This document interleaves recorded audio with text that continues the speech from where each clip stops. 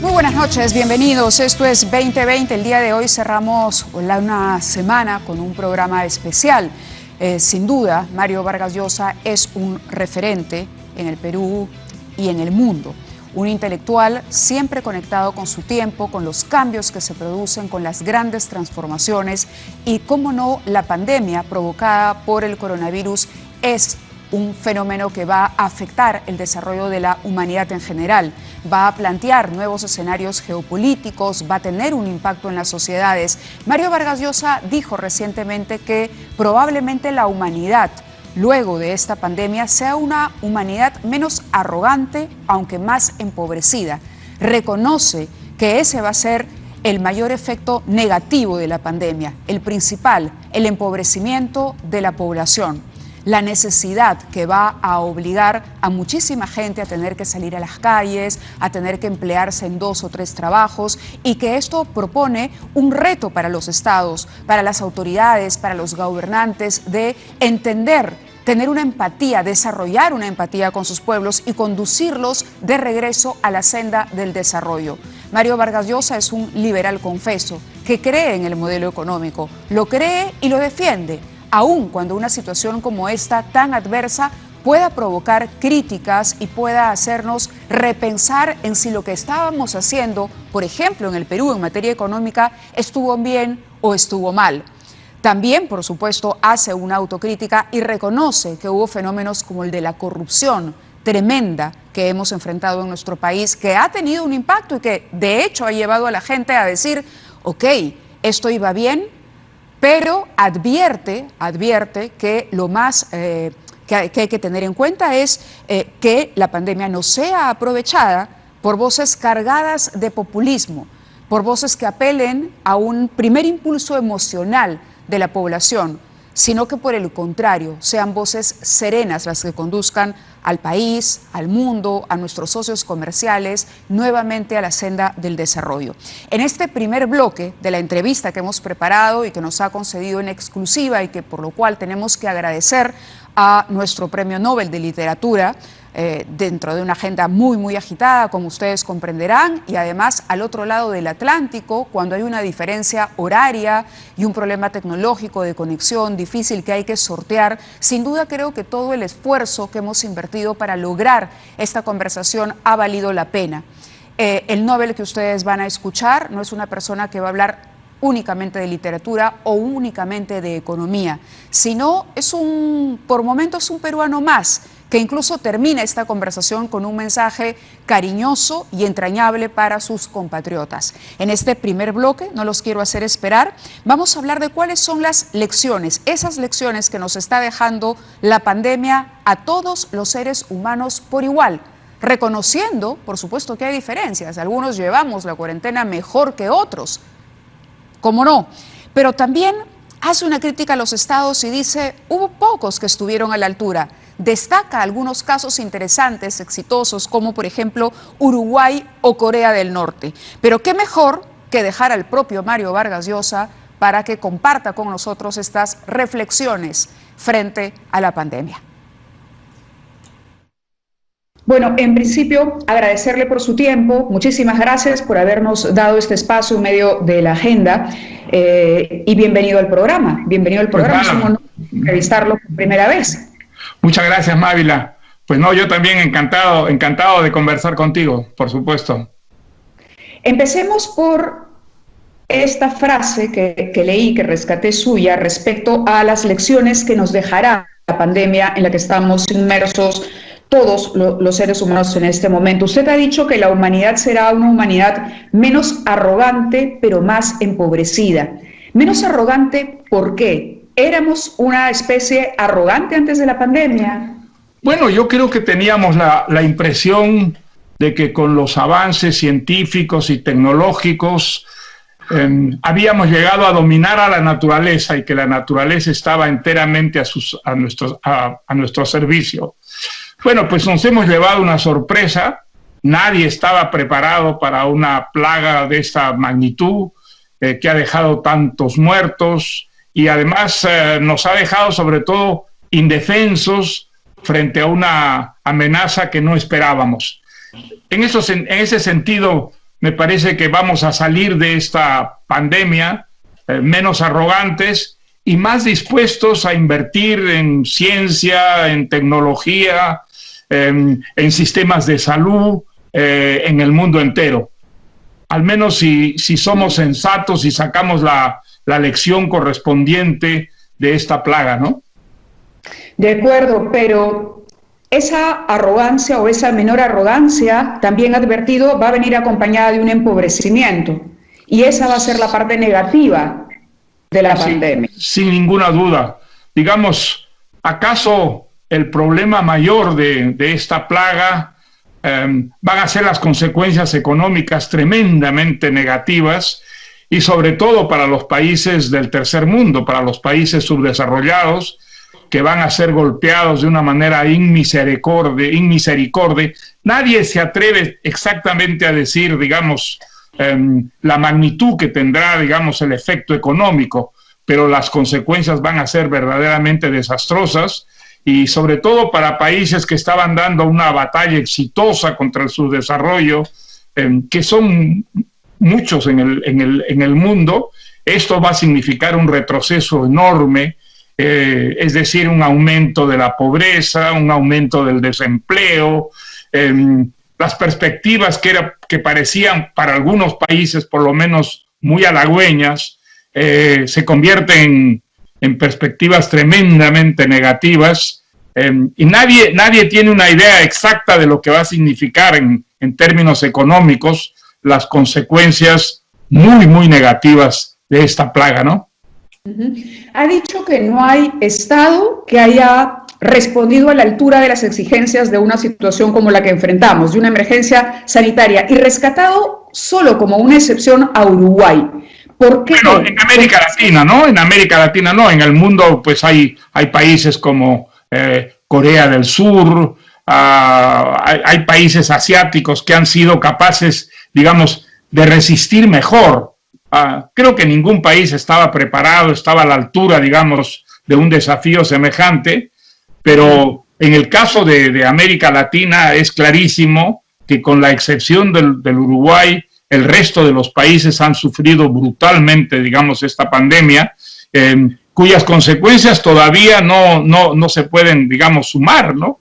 Porque es un proceso que está todavía en marcha y de consecuencias, pues, que son desconocidas, ignotas para la mayor parte de los países, ¿no? El caso de Uruguay es muy especial. Es un país pequeño, por supuesto, de 3 millones y pico de habitantes, pero allí es un caso muy interesante, por eso lo destaqué yo en un artículo, porque sin haber impuesto de una manera, digamos, forzada el confinamiento, el presidente se negó, digamos, a tomar esas medidas radicales, simplemente aconsejó y libró a la responsabilidad de los ciudadanos el cuidarse, y los ciudadanos pues han respondido bastante bien, y el número realmente de víctimas ha sido muy pequeño en comparación con el resto de los países. Es un caso bastante excepcional, aunque, bueno, entiendo que en la frontera entre Uruguay y Brasil sí han dado algunos casos, en gran parte por culpa del caos que vive a este respecto Brasil, y desde luego no es el caso del propio Uruguay, ¿no?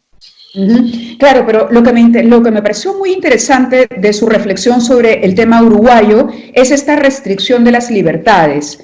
Es decir, en Uruguay se optó por un Estado menos paternalista, un Estado que confiaba mucho más en su sociedad y en el criterio que tenía de autocuidarse.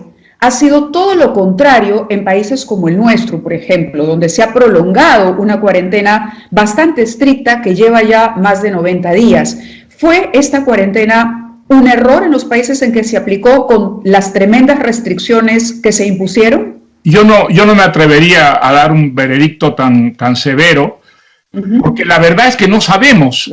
Hay una ignorancia respecto al coronavirus muy grande, y entonces la mejor actitud no sé cuál es, pero lo que sí se puede decir de una manera muy categórica es que en algunos países las autoridades han aprovechado, digamos, esta pandemia para restringir las libertades. Allí, desgraciadamente, ha habido esta ocurrencia. No sabemos si las medidas, digamos, más efectivas deben ir con una tolerancia comparable a la de Uruguay o la de Corea del Sur, por ejemplo, que ha sido pues un caso bastante admirable, ¿no? O si esa digamos, política drástica de imponer una cuarentena, limitar las salidas o dejar la responsabilidad a los propios ciudadanos es la mejor. Yo creo que a estas alturas nosotros no estamos en condiciones de averiguarlo, pero a quienes nos preocupa muchísimo la restricción de las libertades públicas, sí nos levanta un poco la moral ver que países como Uruguay o Corea del Sur, por ejemplo, que es hoy día una democracia operativa, ¿no es cierto? No han restringido las libertades públicas y sin embargo, pues han luchado exitosamente, bueno, más o menos exitosamente contra la pandemia, ¿no? Claro, lo que yo buscaba era hacer un análisis de nuestro entorno más cercano. Digamos, Perú, la situación en Perú, la situación en Chile, que era considerado, por ejemplo, un país mucho más cercano al primer mundo que el nuestro, ¿no? Porque, sin embargo, el día de hoy enfrenta una convulsión social muy importante, un desencanto con la democracia, que se repite también en el Perú. La confianza de los ciudadanos en sus sistemas democráticos ha caído muchísimo. Revisaba algunas estadísticas, en 2008 era de 45%, al 2018 estamos rondando el 20%. Eso quiere decir que se ha minado en 10 años el 50% de la credibilidad que tenía esta democracia, y lo que nos preocupa es cómo va a impactar la pandemia en estos gobiernos democráticos y libres y abrir la posibilidad a gobiernos autoritarios o a grupos radicales. Bueno, es uno de los riesgos después de una experiencia tan absolutamente traumática para un país como el de la pandemia.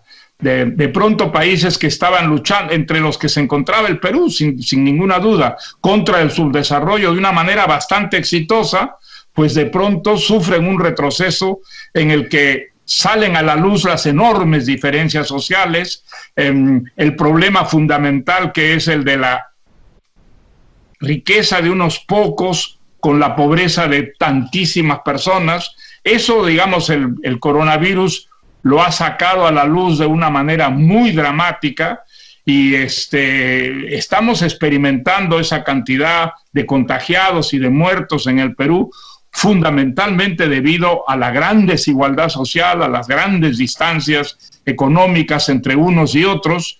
Naturalmente, eso hace que las prohibiciones, por ejemplo, no funcionen en un país como el Perú, por una razón muy simple: la razón de la pobreza. Quienes están obligados a trabajar todos los días para poder comer todos los días, pues no pueden obedecer esas medidas tan absolutamente estrictas del confinamiento, porque simplemente se morirían de hambre. Digamos, los problemas que estaban en cierta forma ocultos con la lucha contra el subdesarrollo, una lucha que además tenía muchos éxitos, pues de pronto, con el retroceso brutal que significa la plaga, salen a la luz, y entonces no me extraña que haya un desencanto que puede desembocar efectivamente en actitudes autoritarias, en creer ingenuamente que una solución drástica, extrema, puede ser la solución a los problemas.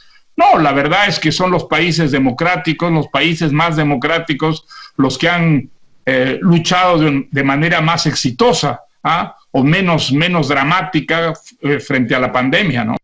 Hacemos una pausa, pero regresamos con más de esta entrevista concedida en exclusiva a nuestro programa por el Premio Nobel de Literatura Mario Vargas Llosa. Muy bien, continuamos con el programa. Mario Vargas Llosa continúa reflexionando sobre el modelo económico y las brechas sociales. ¿Caben más autocríticas a este modelo? Es un modelo que va a perseverar en el tiempo a pesar de que requiere de ciertas correcciones, como por ejemplo una lucha frontal en contra de la corrupción. ¿Cuál es la fórmula perfecta para el desarrollo de los países, si es que esta existe? Veamos la segunda parte de la entrevista que nos concedió. Sí, sin entrar en detalles y sin focalizar la reflexión en Perú, el modelo económico, que precisamente ha sido la mejor herramienta para luchar contra la pobreza y el subdesarrollo, también hoy se está poniendo en tela de juicio. Eso yo creo que sería, perdona que te interrumpa, sí, Mávila, pero yo pienso que sería un gravísimo error. No hay otra solución para salir de la pobreza, para que una democracia efectiva, abierta, algo que atraiga inversiones, que permita a través de un mercado libre y una libre competencia un desarrollo.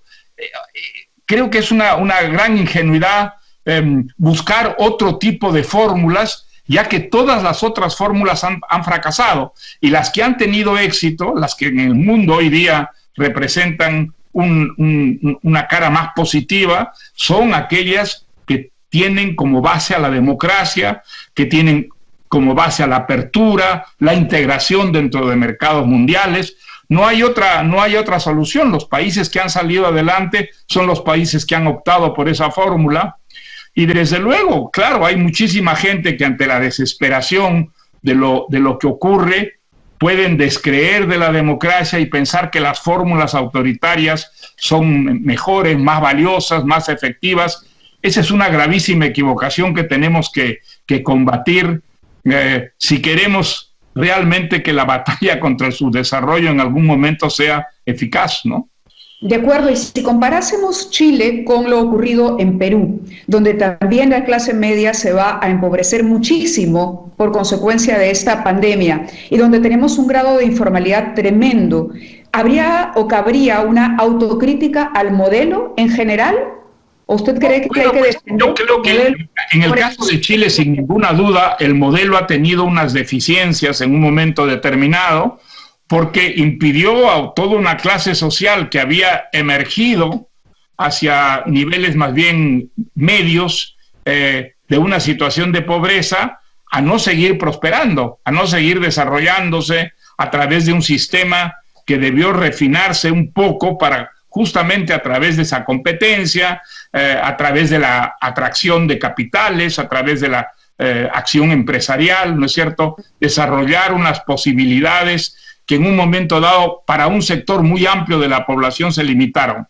Yo creo que sí, que el sistema pues tiene que estar permanentemente en un proceso de revisión y de mejora.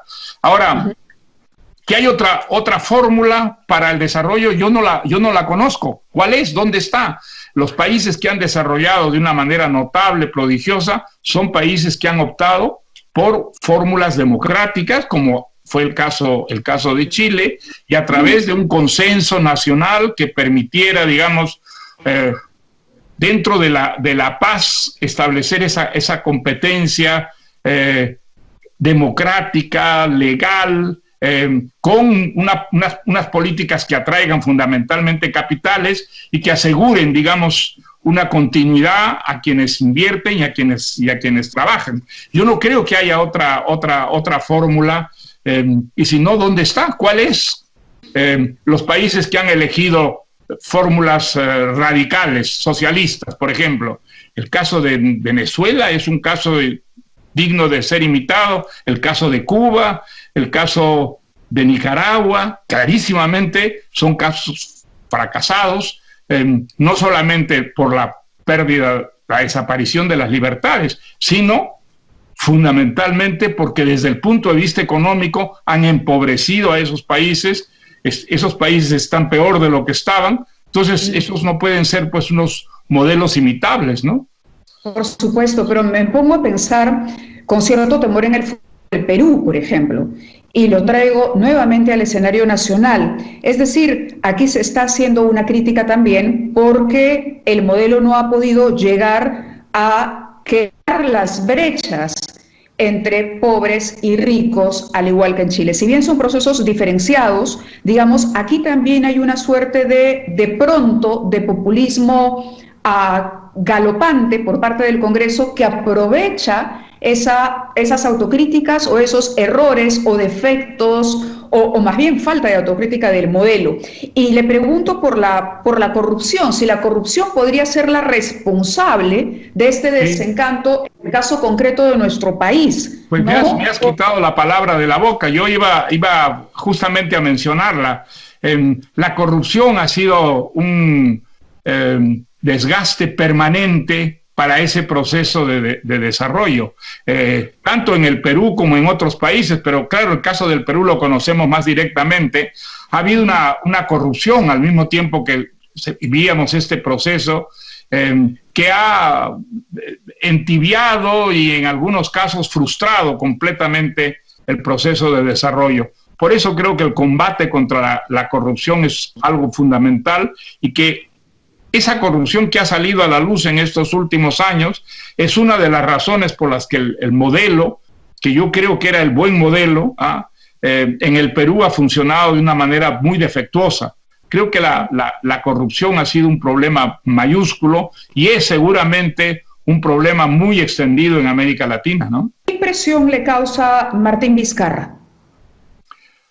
Pues yo creo que Martín Vizcarra fue un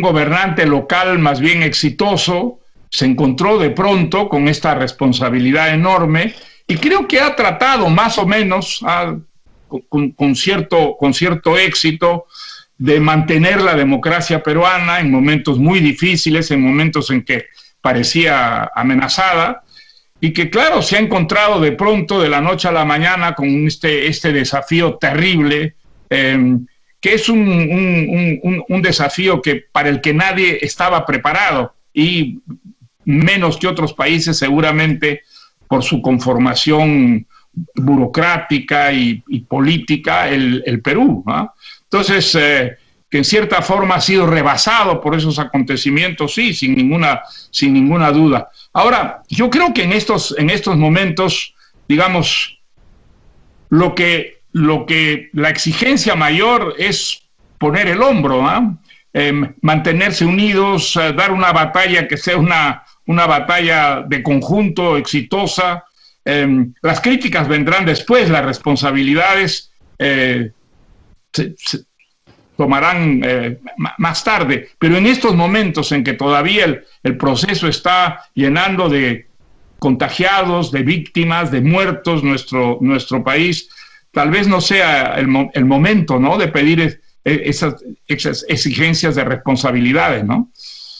Claro, y tampoco de gestión, digamos, hacer críticas a la gestión. Quizá el balance sea posterior o merezca mayor reflexión para eso. Hombre, yo lo que creo que ha salido a la luz en el caso del Perú, como el de otros países subdesarrollados, es lo impreparados que estábamos para una amenaza de este tipo. Es clarísimo que no tenemos una estructura sanitaria que esté a la altura de los países más modernos, que al contrario, nuestra estructura sanitaria es absolutamente subdesarrollada y que por lo tanto en gran parte el número de víctimas tan grande, pues se debe fundamentalmente a esa falta de inversión en el campo de la sanidad. Creo que en ese sentido pues sería muy importante aprovechar la lección para cambiar de actitud en el futuro respecto a lo que son las instituciones públicas, ¿no? En el campo de la salud, por ejemplo. De acuerdo, claro, y esto viene de la mano con lo que comentábamos antes acerca de la corrupción. Gobiernos que se enriquecieron a sí mismos o que utilizaron el poder para intereses particulares y no en las soluciones de base que había que ofrecer. Exactamente. Nadie ha calculado en el Perú a cuánto ha ascendido la corrupción en los últimos 10 años, por ejemplo. Eso sería absolutamente fundamental tenerlo claro, porque ese dinero fue un dinero que se pudo invertir en el buen sentido y se invirtió para enriquecer, digamos, a ciertos sectores poderosos, enquistados políticamente en puestos claves.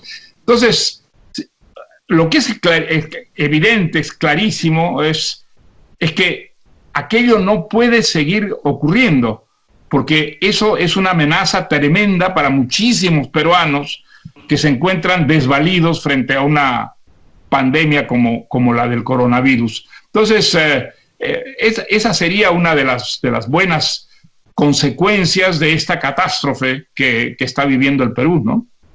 Me pongo a pensar, claro, en la corrupción nuevamente desde el gobierno, desde las autoridades, pero también desde el sector empresarial, financiando campañas, ¿no? Sin ninguna duda. Sí. Yo creo que no se puede excluir a ninguna de las secciones del país. Ha habido una tolerancia con la corrupción, digamos, la idea de que ella era inevitable, eso no es cierto, no es verdad que la corrupción sea inevitable.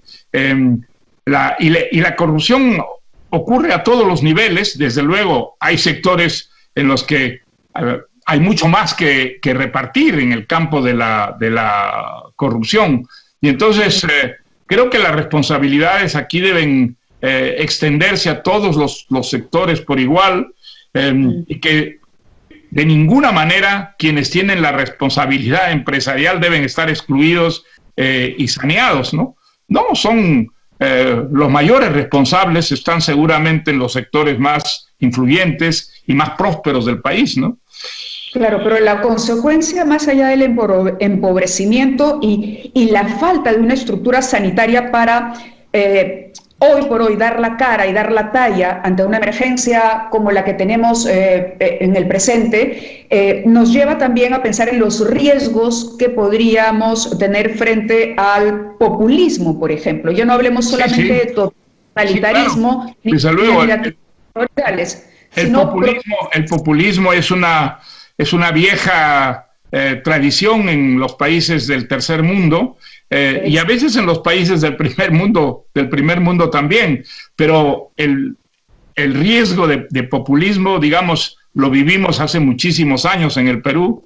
El populismo forma parte de nuestra realidad política, y ahora nos muestra la pandemia los riesgos de permitir que el populismo cause los estragos que causa en una sociedad.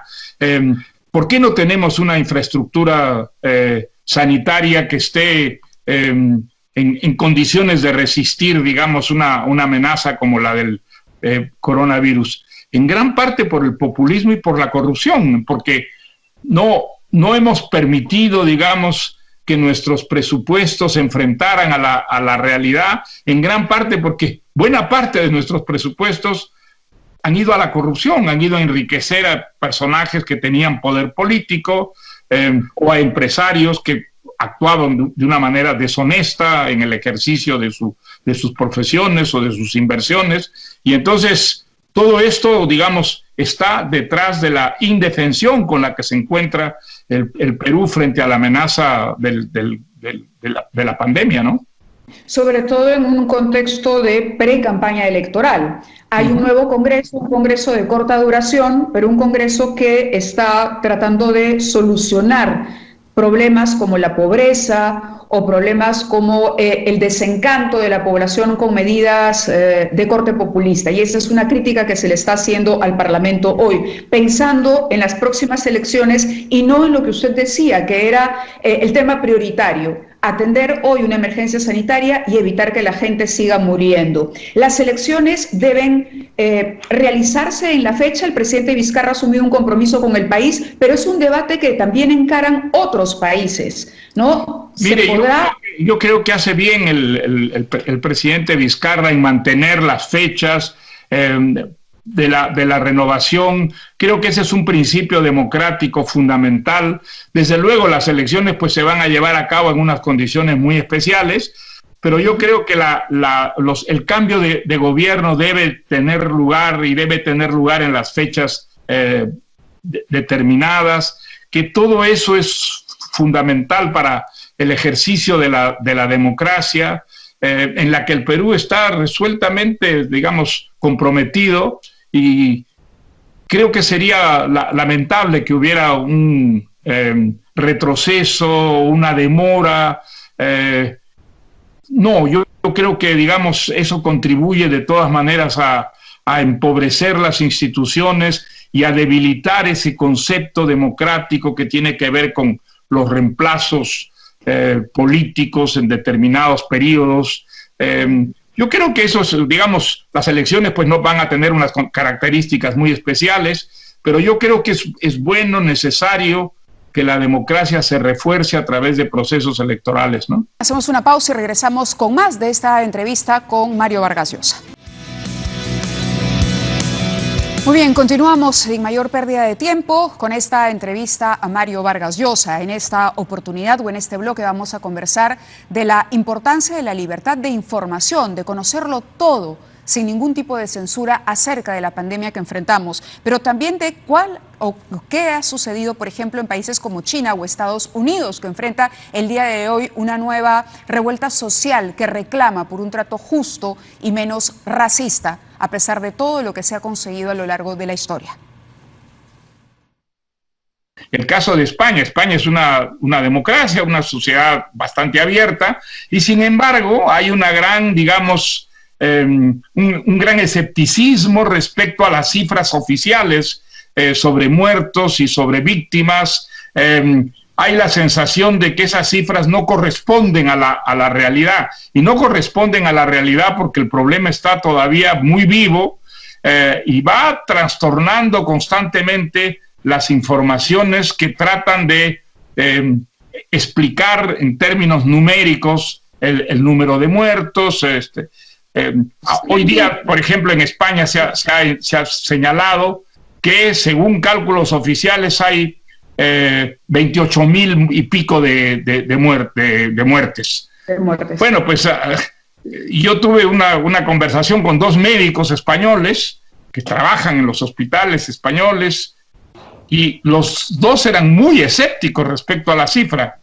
Decían que probablemente la cifra está muy por encima de esos cálculos, y la verdad es que nada se sabe todavía suficientemente sobre la enfermedad, ni siquiera el número de víctimas que corresponde en términos estrictos, ¿no? Oficiales. Entonces, bueno, por eso es que justamente hemos descubierto lo desarmados que estamos, a pesar de la arrogancia con la que creíamos haber dominado la naturaleza, controlado realmente el mundo físico. Pues no era cierto, no era verdad, y ojalá esta experiencia nos encuentre en el futuro mejor preparados para los desafíos sanitarios, ¿no? Así es, lo llamaba a la reflexión sobre el caso China porque tuvimos también la oportunidad de hablar con una periodista peruana radicada allá, y ella nos explicaba que este ocultamiento lo que demostró es que finalmente la necesidad de la libertad de expresión y la libertad de información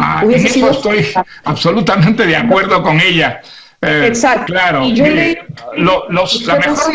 mejor manera de combatir un mal como este es con la verdad. Es que se sepa exactamente lo que no sabemos de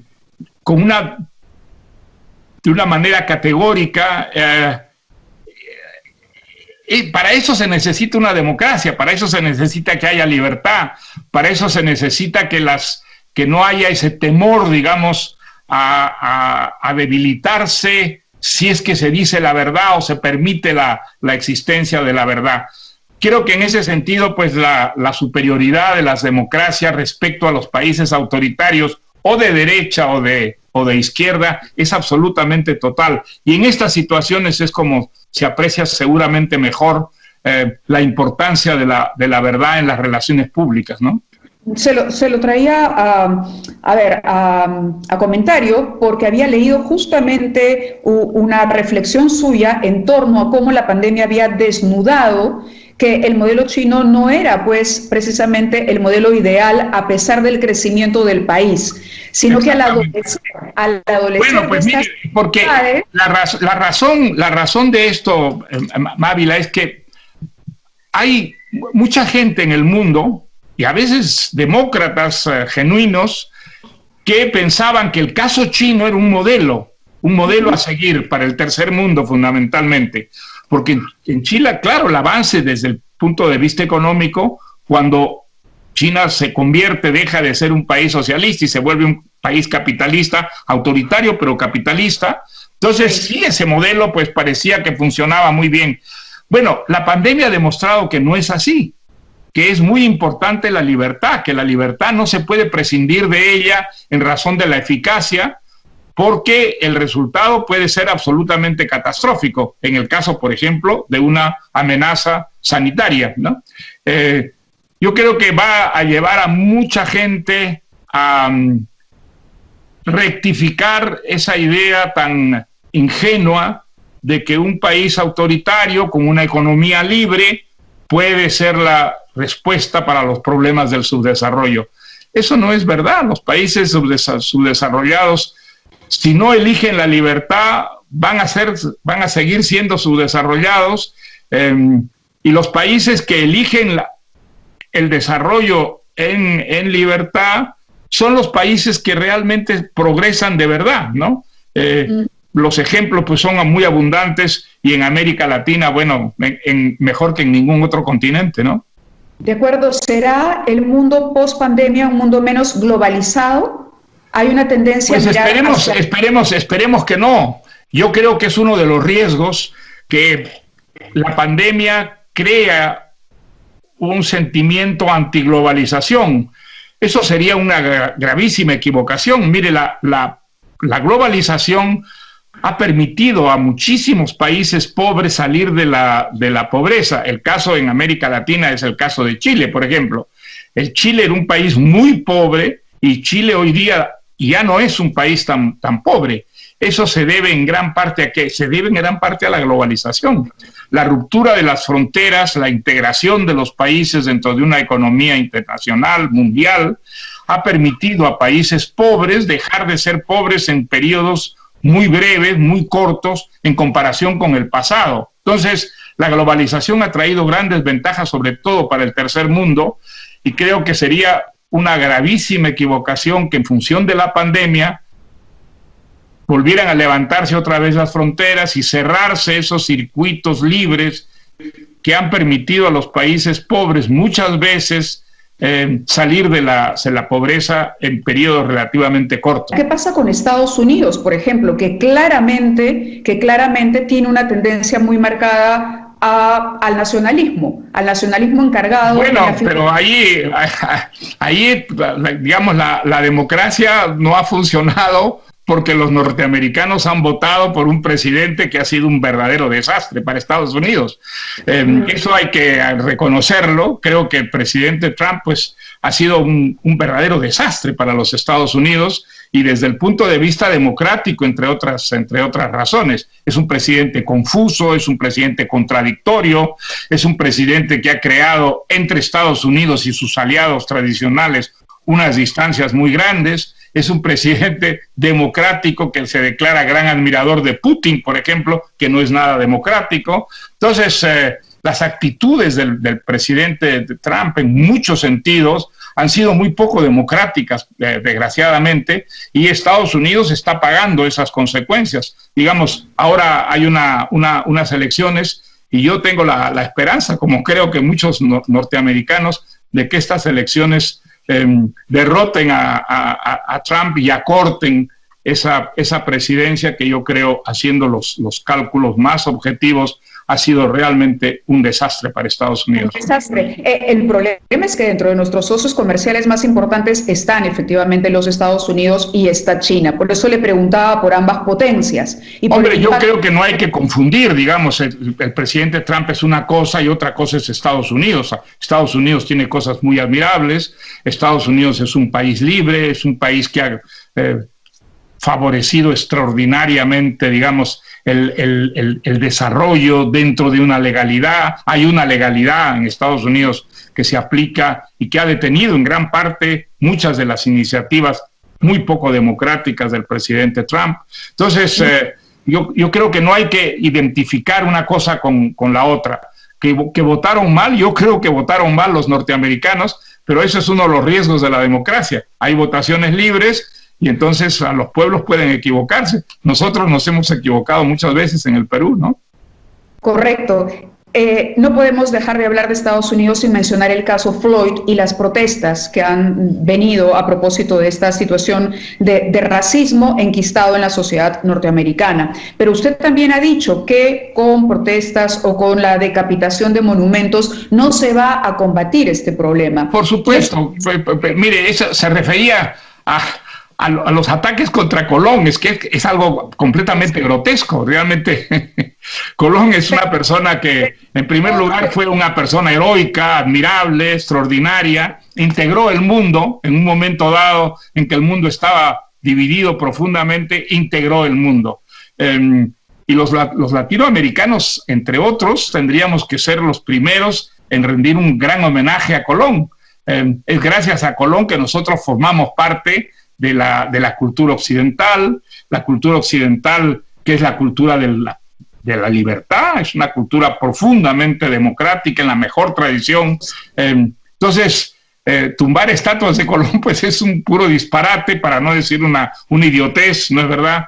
Claro. Eso no resuelve el problema de los negros, de la discriminación racial en los Estados Unidos. Eso hay que combatirlo, y de hecho en Estados Unidos se combate, y se combate con mucha energía. Hay una resistencia, por desgracia, frente a ese problema, pero yo creo que el racismo es un fenómeno mundial, no es un fenómeno norteamericano, ni muchísimo menos. No hay racismo en el Perú, no hay prejuicios en el Perú contra los negros, contra los indios, contra los cholos. Por supuesto que hay.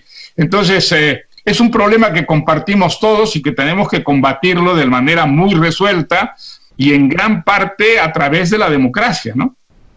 Claro, lo entiendo. Ahora, se ha llegado al extremo de censurar películas como Lo que el viento se llevó, por ejemplo. Bueno, tiene usted razón. Yo estoy escribiendo un artículo precisamente que va a salir el domingo, protestando por esa decisión absurda, disparatada, de una firma pues que simplemente aterrorizada ante el movimiento popular decide encarpetar a una de las grandes películas de la historia del cine, ¿no? Sería un disparate absolutamente mayúsculo que para combatir eficazmente el racismo se restableciera la censura.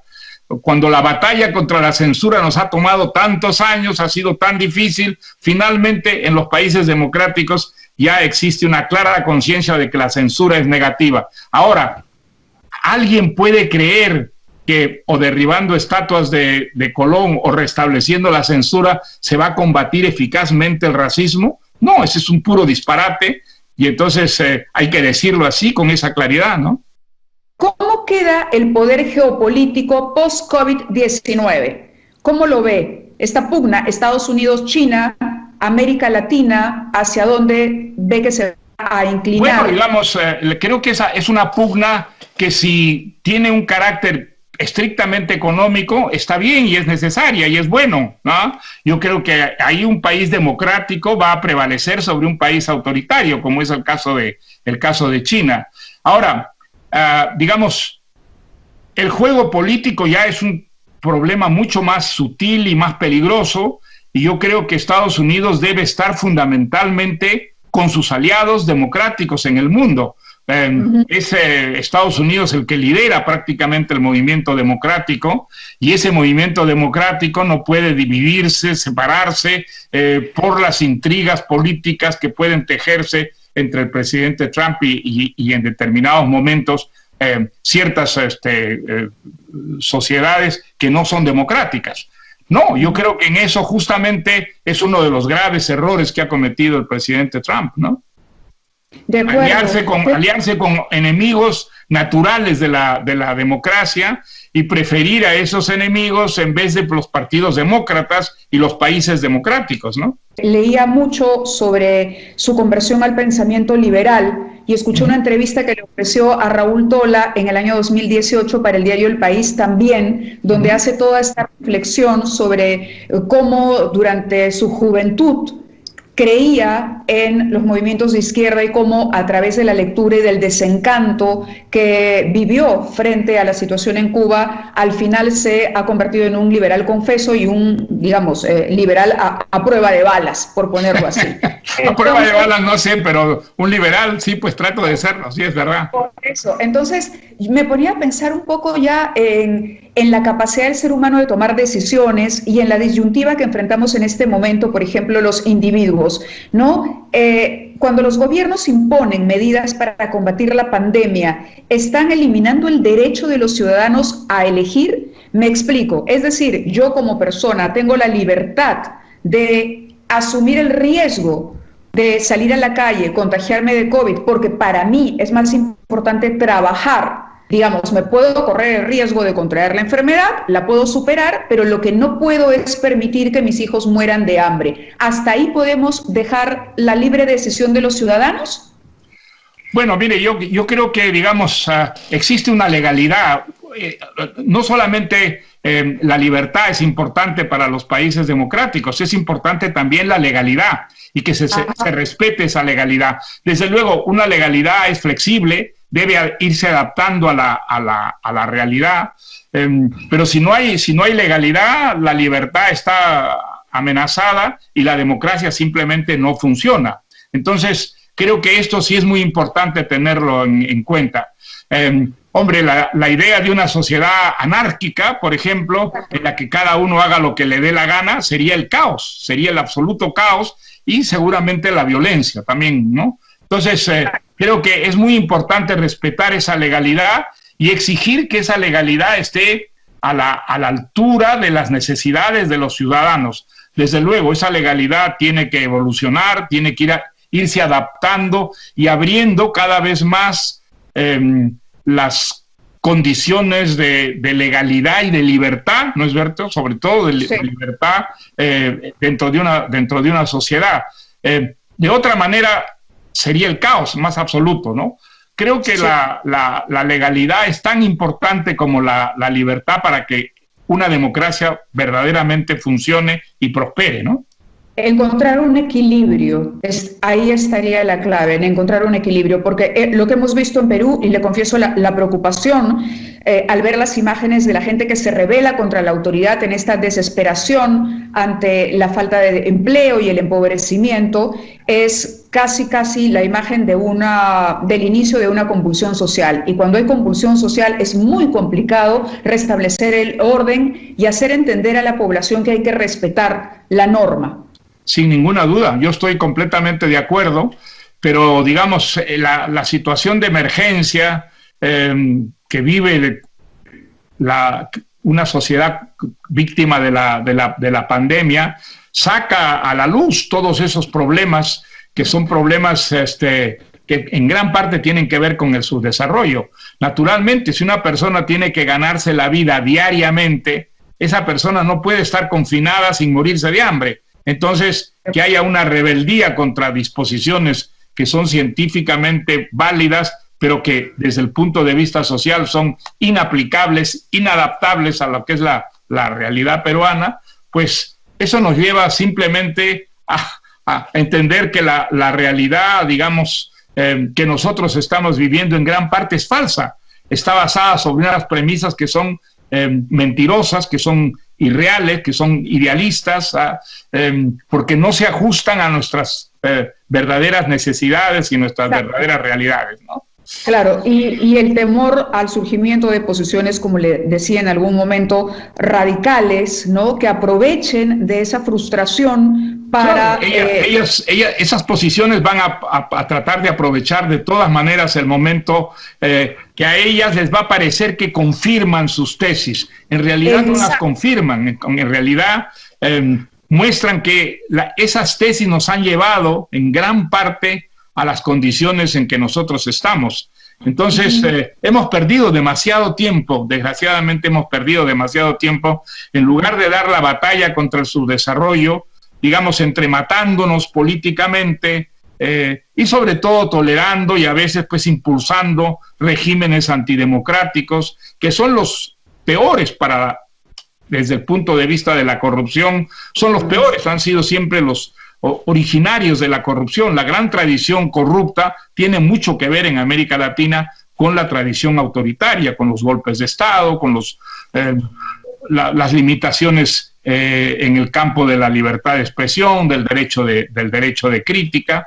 Entonces, yo creo que la democracia debería salir reforzada de esta experiencia y no el populismo o el extremismo ideológico. Creo que sería verdaderamente, tras cuernos palos, una catástrofe tras las catástrofes de la pandemia, el que ahora el Perú tuviera que enfrentarse una vez más a la tradición autoritaria, ¿no?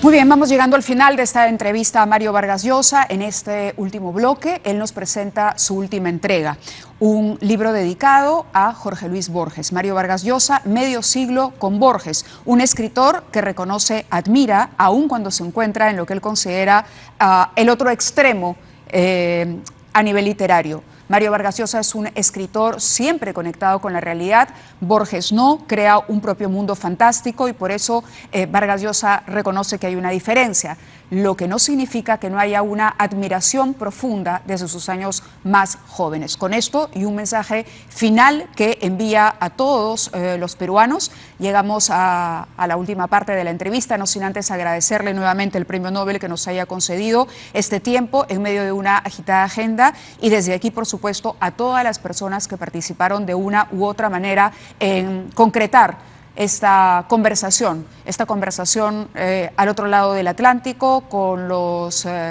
bemoles de una pandemia sanitaria, pero que nos pareció importante llevar adelante. Muchísimas gracias a ustedes. Se quedan con las últimas reflexiones de Mario Vargas Llosa sobre Borges y más. Quisiera hablar un poco más de este libro que ha dedicado a Borges. Bueno, es una colección de ensayos, de artículos, de entrevistas hechas a lo largo de medio siglo. Por eso se llama Medio siglo con Borges. Exacto, medio siglo con Borges, pero siento que para usted tiene una importancia y un valor también a nivel personal. Hay una admiración hacia Borges que está plasmada en este libro y quizá era una deuda o una manera de reivindicar una figura que no recibió el suficiente reconocimiento como en algún momento ha señalado. Bueno, mire, yo creo que en realidad Borges se vuelve popular en Argentina y en América Latina luego de que Francia reconoce a Borges, se queda deslumbrada con Borges, empiezan a editarlo, a reeditarlo, le dedican muchas revistas, números extraordinarios dedicados a su obra. Entonces, yo creo que ese deslumbramiento en Francia primero y luego en Europa sobre Borges repercute sobre América Latina y hoy día probablemente se lo lee a Borges muchísimo más que se lo leía cuando seguía escribiendo, ¿no es verdad? Es uno de esos casos extraordinarios en el que lo que venía de afuera daba la garantía para que nosotros empezáramos a leer y admirar a nuestros escritores. Creo que en el caso de Borges eso fue evidente. Durante muchísimos años Borges prácticamente escribió en soledad, es decir, era un grupo bastante pequeño de lectores los que tenía, y tenía muchos adversarios, había muchos críticos de Borges en la Argentina y en América Latina, y hoy en día, pues, qué diferencia, ¿no? Hoy día creo que se reconoce su enorme talento, su originalidad, la originalidad de su estilo, de su prosa, de sus temas, y en el mundo entero, pues hoy día tiene Borges discípulos, aunque no es fácil ser discípulo de Borges. Yo creo que la influencia de Borges es una influencia relativamente limitada, porque Borges, yo creo que mata a sus discípulos. Es tan personal el estilo que él tiene, el mundo de él, es tan absolutamente personal que no permite a otros escritores encontrar voces distintas, ¿ah? Sus discípulos se vuelven borgesitos y entonces desaparecen fácilmente. Creo que es un caso muy curioso el de Borges, ¿no? A diferencia de otros grandes escritores que permitían a los discípulos encontrar su propia voz, él no no permite discípulos, solo permite, es decir, imitadores, ¿no? Pero, ¿qué significado tiene o qué valor o en qué momento lo encuentra este proyecto? ¿Qué significado tiene Vargas Llosa este proyecto dedicado a un escritor como Borges? Pues mire, la verdad es que la historia de este libro es una historia, nunca lo planeé yo. Hace algunos años recibí una propuesta de una editorial francesa que se llama Lerne, para publicar mis artículos, ensayos sobre Borges. Entonces, ese libro se publicó en francés hace algunos años, y luego vino la idea de publicarlo en español, y entonces reuní los principales textos que había escrito yo a lo largo de 50 años sobre Borges, y eso es el libro, pero en realidad la idea inicial nació en Francia y de un editor francés. ¿Y al final del proyecto le ha dejado algún tipo de satisfacción? Hombre, pues siempre es agradable, aunque cuando siempre leo un libro para ver si no hay erratas. Exacto. Cuando sale, y nunca quedo del todo satisfecho, ¿no? Siempre pienso que el libro habría podido ser mejor con más correcciones, pero bueno, ya está ahí y es irreversible, ¿no? No solamente es irreversible. Lo que es claro es que es un testimonio, ¿no?, de gran admiración a un escritor que, bueno, es muy distinto del escritor que trato de ser yo. Soy un escritor que nunca ha escrito cuentos fantásticos, que nunca se ha interesado en el mundo de Borges, y sin embargo lo leo con gran admiración y lo leo y lo releo. Es uno de esos autores que releo sin sentirme nunca decepcionado. Al contrario, cada vez encuentro ciertas cosas maravillosas en Borges que no había observado en mis lecturas anteriores, ¿no? Muy bien, le agradezco el tiempo que nos ha dedicado, Mario. No sé si usted quisiera agregar algo muchísimo gusto. Para el público peruano. ¿Quisiera usted tener alguna reflexión final sobre este momento tan difícil? Hombre, pues solamente, digamos, desearles a mis compatriotas que tengan coraje, que se enfrenten, digamos, a este enemigo tan difícil de derrotar como es la pandemia, partiendo de la realidad de que a la corta o a la larga la pandemia será derrotada también por los peruanos. Ojalá las víctimas que queden allí en el camino pues no sean demasiadas y puedan recuperarse.